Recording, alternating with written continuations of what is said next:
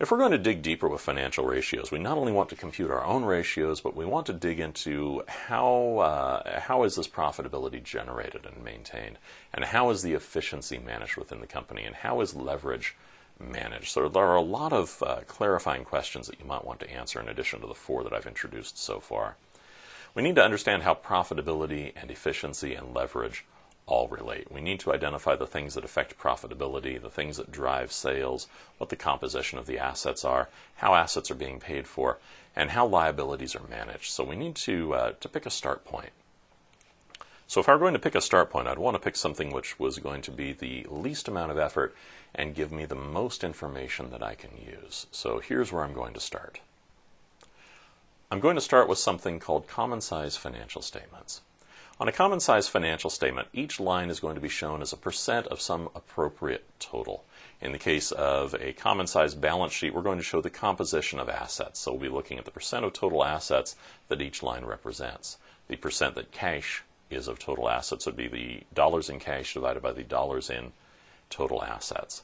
Our liabilities items and our equity items are also going to be shown as a percent of total assets. Remember, liabilities and equity add up in total to the same value as total assets. So if I wanted to know, for example, what my total liabilities were as a percent of total assets, I can do the division and I come up with a financial ratio called the debt ratio, or the debt to total capital ratio.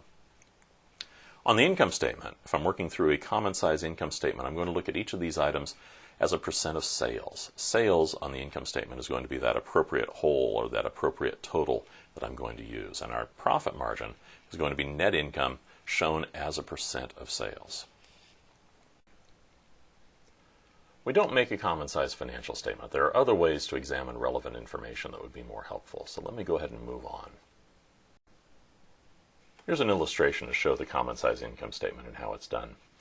The top line of the income statement, sales revenue, is going to be the 100% number that we'd use in each case, but we want to make sure that we're using the correct year. So for 2011, we had $2,567 in sales. In 2012, we had $3,074 in sales. If we want to know the net profit margin, or the profit as a percent of sales, we're going to look down for net income, or net profit after taxes, and we're going to divide that by the sales revenue. So $148 in 2011 was the profit. That's 5.77% of the $2,567 that they had in revenue. In 2012, we had $231 in profit and $3,074 in sales. That works out to be 7.51%.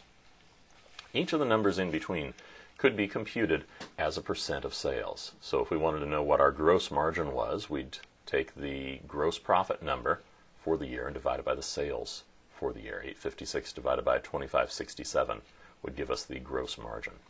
If we wanted to know what our lease expense or our tax expense was as a percent of sales, we divide that number by sales for the appropriate year.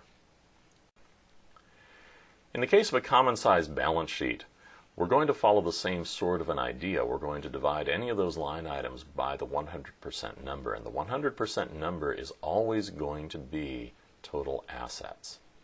Now, total liabilities and shareholders' equity is equal to total assets. So the arrow that I've shown on here is pointing to both of those numbers, but that's because they are the same number and they both represent 100%.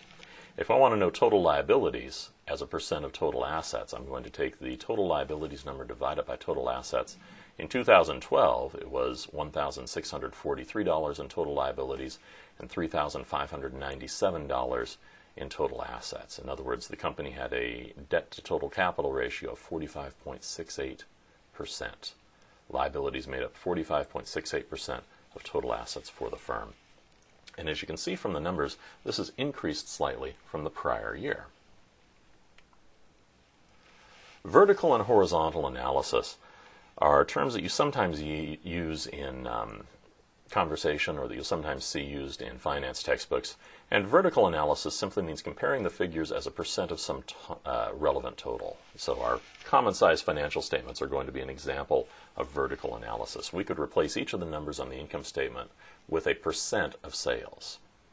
We could replace each of the figures on the balance sheet as a percent of sales and see what they represent. But in addition to that, we can do something which is sometimes called horizontal analysis. We can compare the same figures over a series of periods. We're going to show the percent change or the percent in growth that we'd see in those numbers.